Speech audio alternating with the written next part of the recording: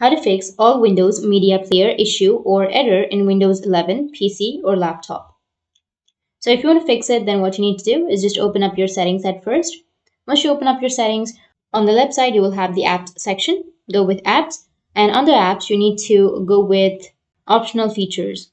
But if you don't find the optional features under your apps, then you can simply go with your system, and under system you will find the optional features. You can just go with it, and here you will have added features. You just need to simply go with search added features, and here you need to search Windows Media Player and click on it, and here you will have remove option. Just go with remove and it will be removed. Right, once you've removed, you just need to simply go with the upper right, which has view features option. Wait for it to remove. Once it's removed, you just need to simply go with view features, which is on the upper right, and then search for Windows Media Player, and here you will have the Windows Media Player. Just click on it and then go with next and go with add, and it will be added. It will install it.